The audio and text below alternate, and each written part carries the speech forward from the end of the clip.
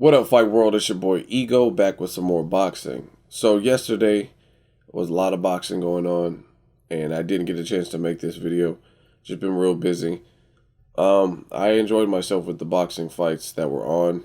It was like a coming of age for Charlo, Jermell Charlo. He had a great performance against Gabe Rosado, who's troubled other young up and coming fighters like Peter Quillen, Jay Leon Love, and I'm going to make a separate video talking about that. Um, Manny Pacquiao versus Timothy Bradley, Part 2, was announced. Even on the fights on the Mikey Garcia versus Juan Carlos Burgos, that fight for Pacquiao and Bradley too, they showed the little stamp, little watermark or whatever on the bottom of the screen. So it looks like it's a done deal. They're already starting to promote it. It's official.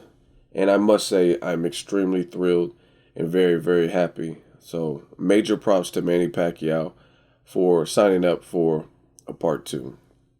Now, the only thing I will say negative is this fight, after the first fight, could have happened, but they talked a lot of shit about Timothy Bradley as far as it doesn't make sense. The world knows I beat him the first time, and he can't sell any tickets. So the fight is pointless. Now that they ran out of options, it's back to square one. But needless to say, I'm glad the fight's happening. Again, I give full props and credit to Manny Pacquiao as well as Timothy Bradley. Timothy Bradley, just for having a tough schedule. I mean, the guy has a solid resume. Even if you take out Timothy Bradley's last 3 fights, which were very important fights for his career, take those out, his resume is still good. He still has Devin Alexander win. He still beat Lamont Peterson, Kendall Holt when Kendall Holt was more of a threat. The guy is serious business. He has a solid resume. Now, looking at his last 3 fights, I think in his last 3 fights, Bradley grew and matured as a boxer from those 3 fights for different reasons. Pacquiao, obviously, the controversy in the first fight, fighting injured. And then in the Ruslan fight, fighting with the injury again because he had a concussion. So fighting with the injury, he had to dig down deep to prevent himself from getting knocked out and to make it to the distance. And he really had to fight to hold on to that belt. And then the one Manuel Marquez fight, another fight where it's a high-speed chess match against a veteran, someone that he admits that he respects in the game. A counterpuncher who should have had all the confidence in the world after beating Manny Pacquiao in a fashion that he has never done. I mean, a lot of the first 3 fights with Pacquiao and Marquez are highly disputed, but he's never had a victory over Pacquiao in that fashion, a knockdown and a knockout. So props to both fighters, Pacquiao and Bradley, for making this come into fruition. Really looking forward to it. I think it's a fight that needs to happen, and we can really set the record straight, clear the air, see where Pacquiao's at. After the Pacquiao-Brandon Rios, that was a good confidence builder for Pacquiao, and it was a good fight coming off of a loss, but it didn't prove to me much. It proved that Pacquiao still has it to deal with a pressure fighter, a relentless fighter, but realistically speaking, that was a feel-good fight for Pacquiao. Pacquiao was fighting a relentless pressure fighter coming up in weight who had never faced anyone quite on a Pacquiao level. And Pacquiao, I give him props for looking as good as he did. I mean, just because he's fighting a style that best suits him doesn't mean he had to dominate. And I actually thought it would be more competitive than it was. I didn't think Pacquiao would win every single round, but I can't even score a round or remember a round that I scored for Brandon Rios at all. So props to Pacquiao for coming back after a devastating loss and making it a shutout. Like, he pitched a shutout to me. I don't really see how anyone could see otherwise what Brandon Rios did in there. But this is a tougher fight for a different reason. Not that Pacquiao's going to get knocked out necessarily from it, because Bradley's not a forceful puncher. But this is a thinking man's fight. And this is a style that Pacquiao's had problems with in the past. The pure boxer, fundamentally sound type of fighter. So we're going to see what Pacquiao has left, facing another slick, undefeated fighter.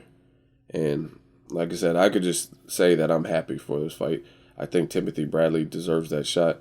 Other thing I want to mention, it's reported that Timothy Bradley's making $6 million while Pacquiao's getting a guaranteed $20 million. Briefly on this, do I think it's fair?